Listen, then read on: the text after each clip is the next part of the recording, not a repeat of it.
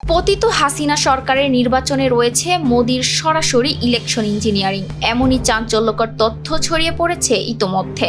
বাংলাদেশের বিতর্কিত ৩ নির্বাচন নিয়ে এবার মুখ খুলেছে দিল্লি। আওয়ামী লীগ সরকারের আমলে অনুষ্ঠিত 2014, 2018 এবং 2024 সালের জাতীয় সংসদ নির্বাচন নিয়ে দীর্ঘদিন ধরেই বিতর্ক রয়েছে।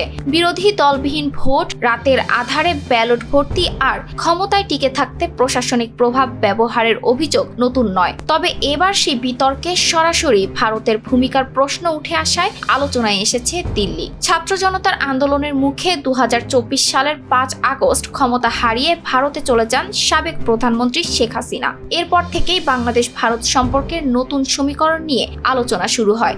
সমালোচকদের দাবি, শেখ হাসিনার পুরো শাসনামলেই দিল্লির রাজনৈতিক সমর্থন ছিল দৃশ্যমান।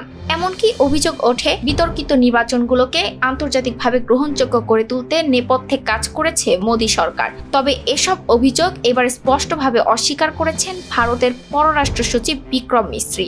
তিনি বলেন, ভারতের পক্ষ থেকে কখনোই বাংলাদেশের নির্বাচনে কোনো ধরনের ইলেকশন ইঞ্জিনিয়ারিং করা হয়নি। তার ভাষায়, বাংলাদেশের জনগণই তাদের নেতৃত্ব নির্বাচন করবে, এটাই ভারতের অবস্থান। বিশ্লেষকরা বলছেন, এই বক্তব্য শুধু অভিযোগ খণ্ডন নয়, বরং বাংলাদেশের নতুন রাজনৈতিক বাস্তবতায় দিল্লির অবস্থান বদলেরও ইঙ্গিত।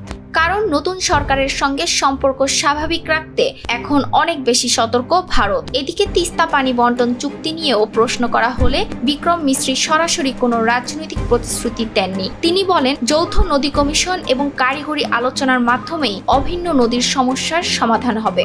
অন্যদিকে ভারতে অবস্থানরত শেখ হাসিনার ভবিষ্যৎ বা প্রত্যর্পণ ইস্যুতেও কৌশলী নীরবতা বজায় রেখেছে দিল্লি। সব মিলিয়ে অতীতের বিতর্ক পেছনে ফেলে বাংলাদেশের নতুন বাস্তবতায় সম্পর্ক পুনর্গঠনের বার্তাই দিচ্ছে ভারত। তবে প্রশ্ন একটাই, দিল্লির এই অবস্থান কি সত্যিই নতুন কূটনৈতিক অধ্যায়ের শুরু, নাকি শুধুই রাজনৈতিক চাপ সামাল দেওয়ার কৌশল? ইটিএস বা ডেস্ক রিপোর্ট।